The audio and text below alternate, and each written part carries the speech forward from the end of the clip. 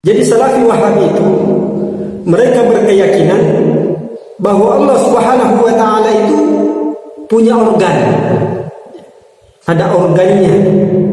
Ada tangannya, ada matanya, ada telinganya, ada kulitnya, ada bulunya, ada rambutnya, ada telapak kakinya. Ini pemahaman mereka. Oleh karena itu, teman-teman sekalian, para penuntut ilmu ini yang senantiasa ikut Salafi Wahabi, coba tanyakan kepada ustaz-ustaz sunnah itu, tanyakan, adakah satu ulama salaf, satu saja di kalangan ulama salaf, satu saja yang pernah mengatakan bahwa Allah Subhanahu wa taala itu punya tangan, tetapi tangannya Allah tidak sama dengan tangannya manusia. Coba tanyakan kepada mereka satu perkataan ulama salaf. Ataukah Allah punya telinga, tapi telinga Allah tidak sama dengan telinganya manusia? Coba tanyakan kepada mereka, adakah satu ulama salaf? Kalau kita mau cari dalil, tidak ada dalilnya. Tidak ada dalil. Itu hanya prasangka mereka saja. Hayalan. Mereka berhayal, oh Allah itu seperti ini, seperti ini. Itu hayalan. Jadi dia menggambarkan bahwa Allah Subhanahu wa taala itu ada organ seperti manusia, tapi tidak sama seperti manusia. Ini aneh. Kalau kita Ahlussunnah wal Jamaah, kita tidak pernah berpikir ke situ. Kita tidak pernah menghayal ke sana. Tidak pernah. Hayal-hayal seperti itu adalah haram buat kami. Tidak boleh. Tinggalkan hal-hal seperti itu. Mereka mengatakan Allah punya tangan, Allah punya kaki, tapi kakinya Allah tidak sama dengan kakinya manusia, tidak sama dengan kakinya makhluk. Jadi dia seolah-olah mengatakan Allah juga punya kaki, tapi tidak sama.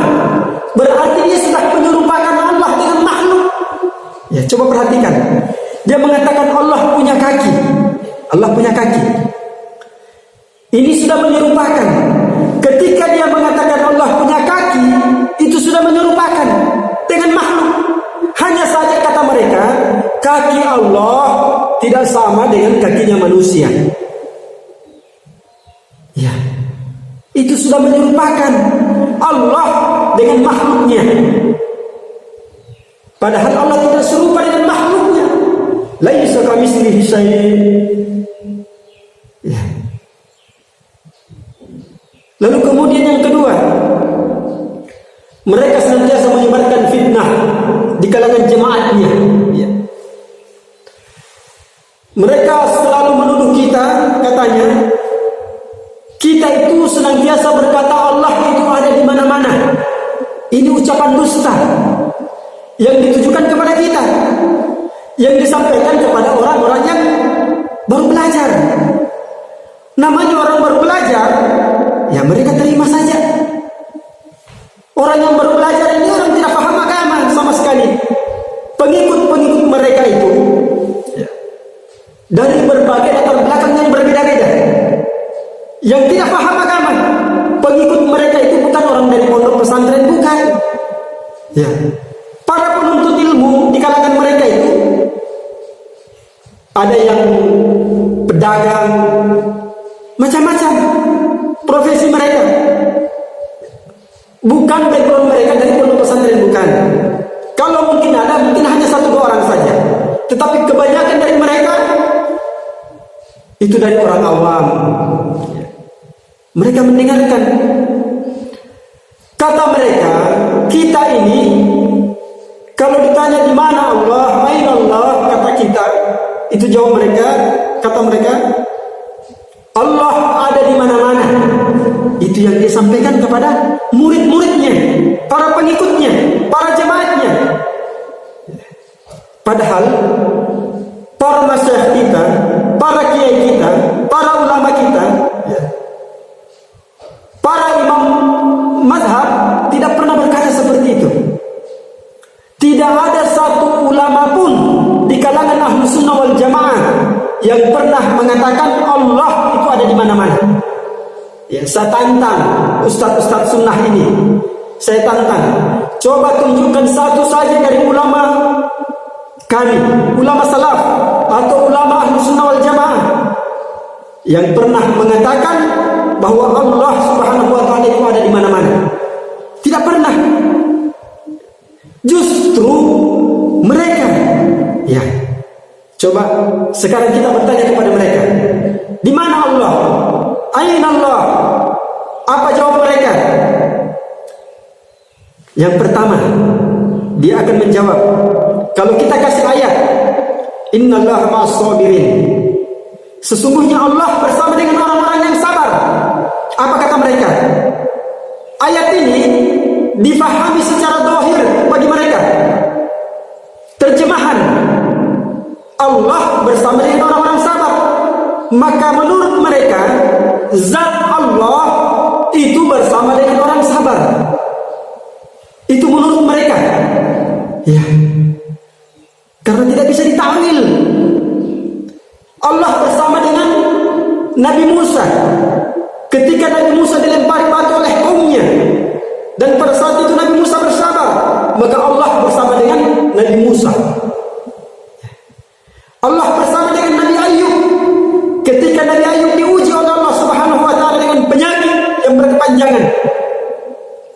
Ya. Sehingga Nabi Ayub bersama dengan Allah, zatnya kata mereka, zat Allah bersama dengan Nabi Ayub. Ada orang yang keluarganya meninggal dunia, lalu dia bersabar, maka kata mereka zat Allah bersama dengan orang itu. Ya. Ada orang hilang sendalnya, dia bersabar, maka kata mereka zat Allah bersama dengan orang itu. Berarti Allah ada di mana-mana. Ya. Lalu dia menuju kita berdusta. Ya. Oleh karena itu, wahai Ustaz Sunnah, tolong jawab, ya, apa maksudnya itu. Ya. Lalu kemudian dia mendatangkan hadis dari Nabi Sallallahu Alaihi Wasallam ketika Nabi bertanya kepada seorang budak wanita, Aina Allah? Di mana Allah? Maka wanita ini menjawab, di atas langit.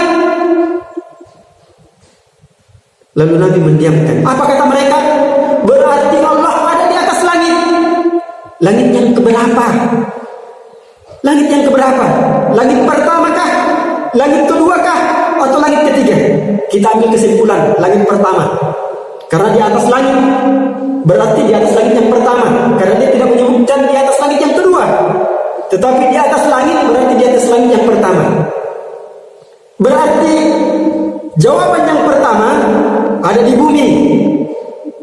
Zat Allah bersama dengan orang-orang yang sabar. Jawaban yang kedua ada di atas langit. Ya. Kemudian jawaban yang ketiga lagi. Kita tanya. Ayatnya Ar-Rahmanu 'alal 'arsy istawa. Inilah ayat yang sering mereka sampaikan. Mereka memahami ayat ini secara terjemahan, dan terjemahannya pun keliru. Dia mengatakan Allah istiwa di atas langit, di atas arsy. Kata mereka Allah duduk di atas arsy. Jadi ada 3 jawaban yang membuat jemaahnya ini sebenarnya bingung, tapi jemaahnya ini tidak mau bertanya. Coba para penuntut ilmu, cerdaslah sedikit kalian yang senantiasa ikut sama Salafi Wahabi ini. Coba buka wawasan kalian, bertanyalah kepada Ustadz Sunnah ini, di manakah Allah sesungguhnya? Apakah dia di bumi bersama dengan orang-orang yang sabar? Ataukah dia di atas langit yang pertama? Ataukah dia beristiwa duduk di atas ars? Di mana Allah? Tanyakan kepada ustadznya. Coba tanyakan, di mana Allah? Ya. Jadi penuntut ilmu itu harus sedikit cerdas. Iya. Harus sedikit pintar. Coba tanya sama ustadznya, di mana Allah sebenarnya? Karena ada ayat yang menjelaskan Allah bersama dengan orang-orang yang sabar.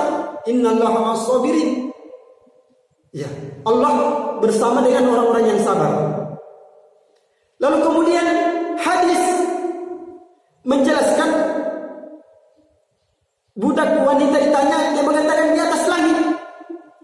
Lalu kemudian dia membawa dalil ayat Ar-Rahmanu 'alal 'arsy istawa. Allah beristiwa di atas ars. Oleh karena itu teman-teman sekalian, coba perhatikan ya, kalau ada ustadznya membawa suatu pemahaman-pemahaman yang menyelisihi pemahaman ulama Ahlus Sunnah wal Jamaah, tanyakan itu. Tanyakan itu. Ya. Di mana Allah? Atau coba tanyakan kepada mereka dengan pertanyaan yang mudah saja. Pernahkah Nabi sallallahu alaihi wasallam menyampaikan bahwa Allah itu punya tangan, tetapi tangannya Allah tidak sama dengan tangannya kita, manusia atau makhluk? Atau para sahabat misalkan Abu Bakar, Umar, Utsman, Ali, Abu Hurairah, Sa'ad bin Abi Waqqas. Coba seluruh sahabat-sahabat, 124.000 sahabat, coba cari riwayatnya satu saja dari sahabat tersebut yang mengatakan Allah itu punya tangan, tapi tangannya Allah tidak sama dengan tangannya manusia. Coba tanyakan kepada mereka. Atau satu saja dari ulama salaf, satu saja dari ulama salaf, ulama-ulama terdahulu. Coba tanyakan kepada mereka, adakah dari salah satu di antara mereka yang mengatakan Allah itu punya tangan, tapi tangannya Allah tidak sama dengan tangannya makhluk? Coba tanyakan kepada mereka. Ini pertanyaan yang mudah, tapi tanyakan kepada mereka. Kalau kalian tanyakan ini kepada mereka, mereka akan marah. Ya, mereka akan marah kepada kalian. Kenapa? Karena Nabi tidak pernah menyampaikan, sahabat tidak pernah memberitakan, para tabi'in tidak pernah informasikan, ulama salaf pun tidak pernah menyampaikan dan menulis di dalam kitab-kitab mereka. Maka mereka akan marah ketika kita bertanya seperti ini. Mereka akan kebingungan. Ya, oleh karena itu wahai Ustadz Sunnah, tolong jawab pertanyaan kami. Jawab pertanyaan kami.